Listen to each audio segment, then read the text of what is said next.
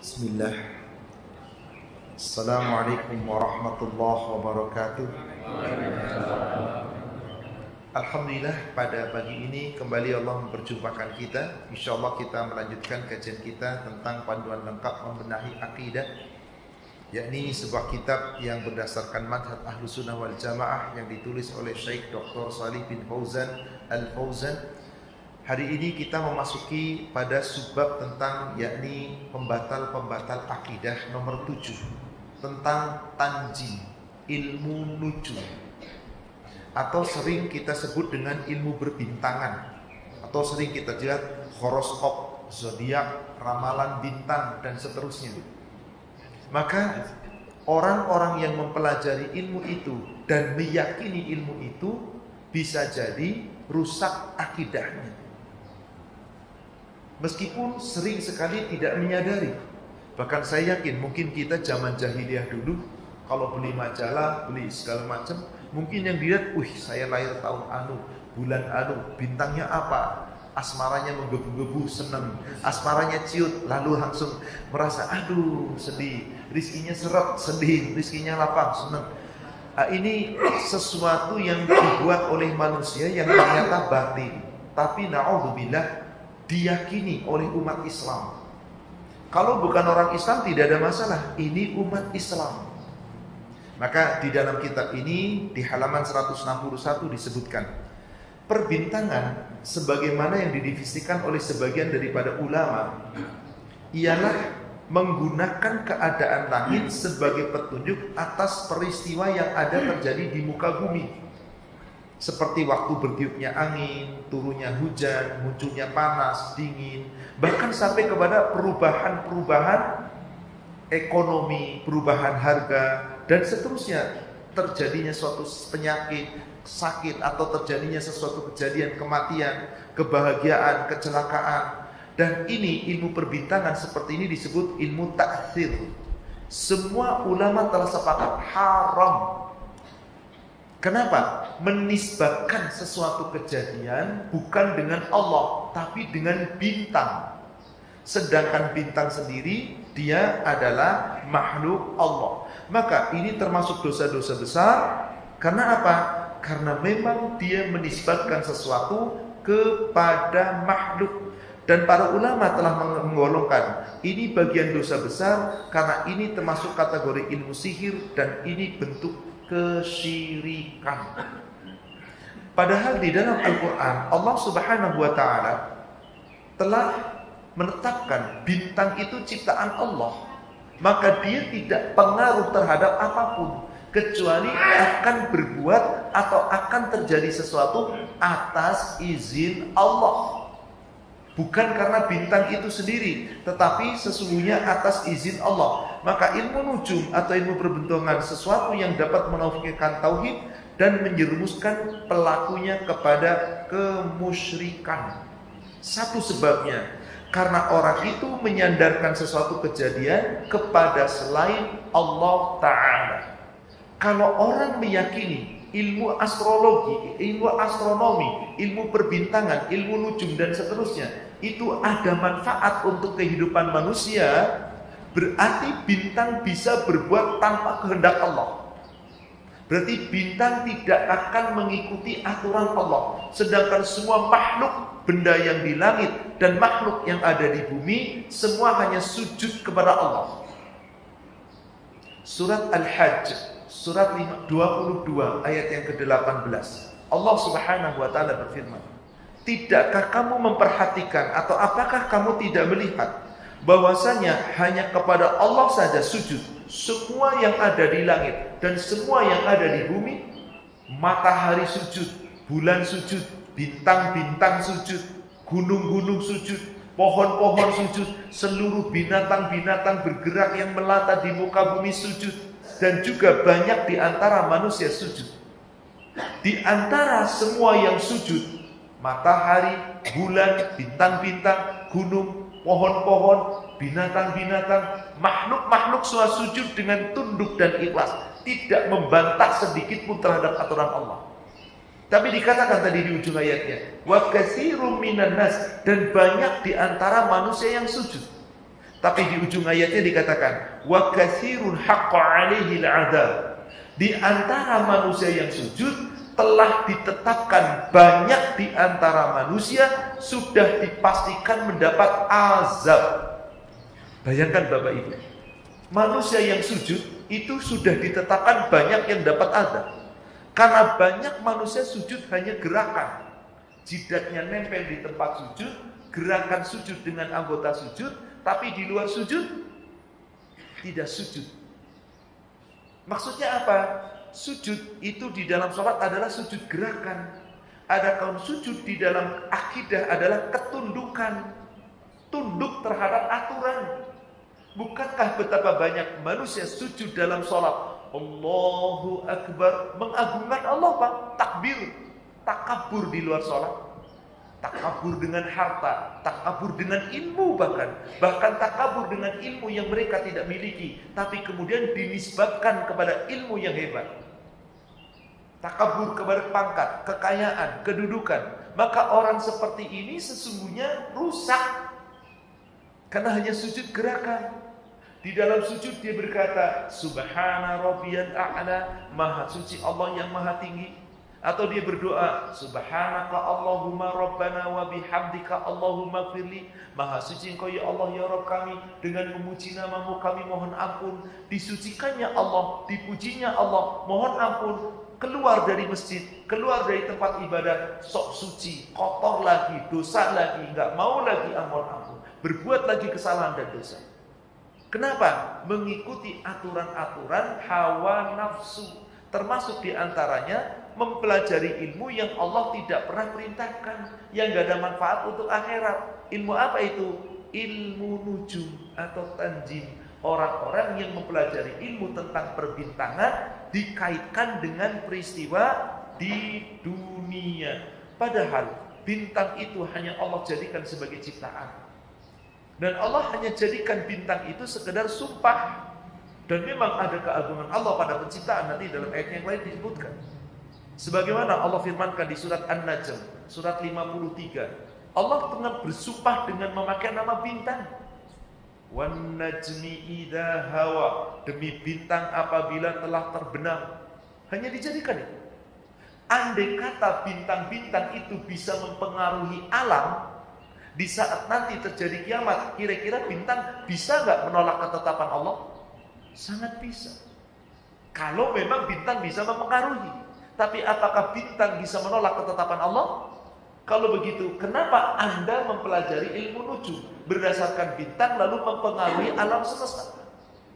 Padahal apa yang terjadi nanti di hari kiamat? Di surat At-Takwir, surat 81. Idza syamsu kuwirat, idan nujumu wa idan nujumu kadarat.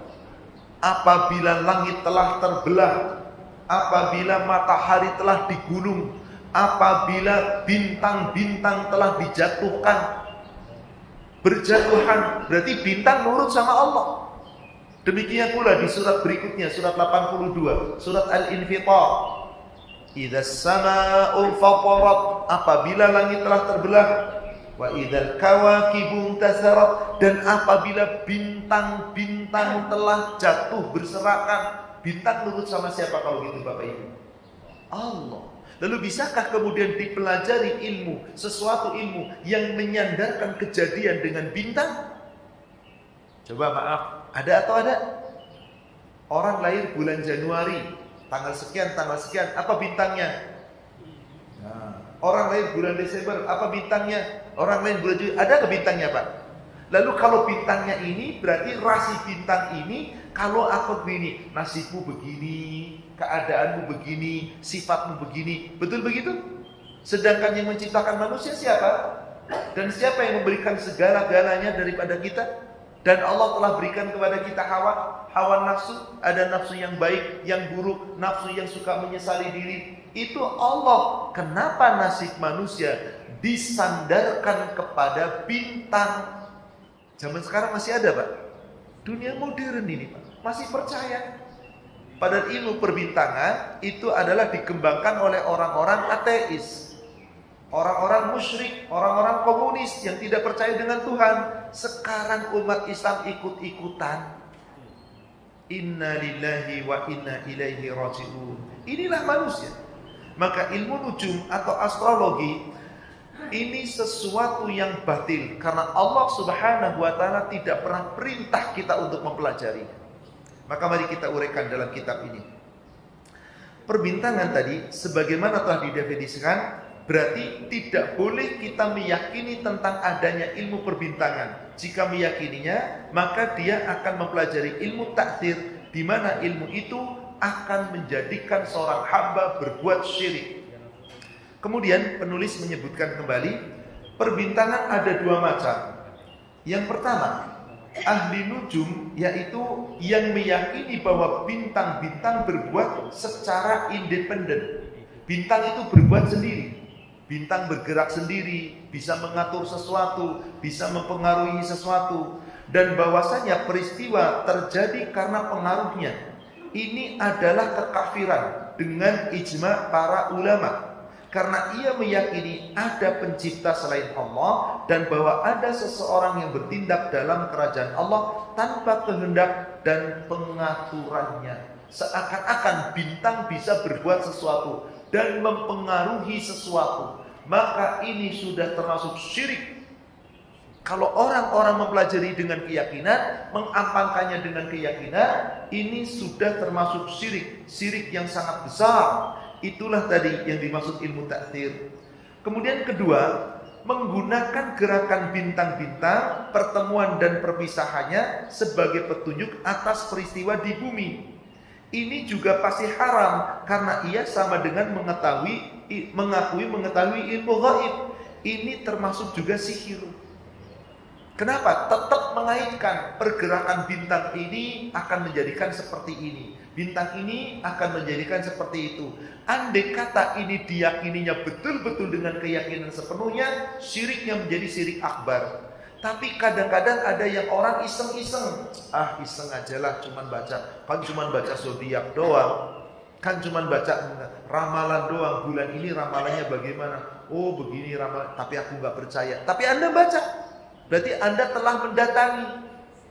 Maka berlaku hadis Sahih Muslim dari sebagian istri Nabi SAW dan juga Maimunah di antaranya. Barang siapa yang mendatangi Arafan, berbeda dengan kahinan. Kahin itu dukun. Kalau Arafan itu sesungguhnya tukang ramal, yang suka meramal-ramal kejadian yang akan datang. Tadi lahirmu bulan apa? Coba lihat garis tanganmu kayak apa? Coba lihat raut wajahmu kayak apa? Banti terus susunan ini begitu. Lalu nanti diramal, kamu tuh nanti sepanjang ini akan begini. Hati-hati loh, jangan pakai baju merah, jangan pakai mobil warna hijau, jangan, nanti kamu mati kalau pakai itu. Nah, ini seperti itu akhirnya jadi kepada kesyirikan.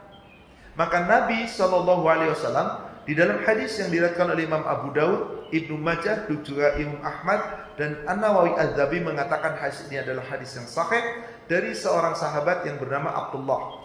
Dia berkata, Rasulullah SAW bersabda, barang siapa yang mempelajari satu cabang dari ilmu nujum, maka dia telah mencuplik atau mengambil sebagian dari sihir.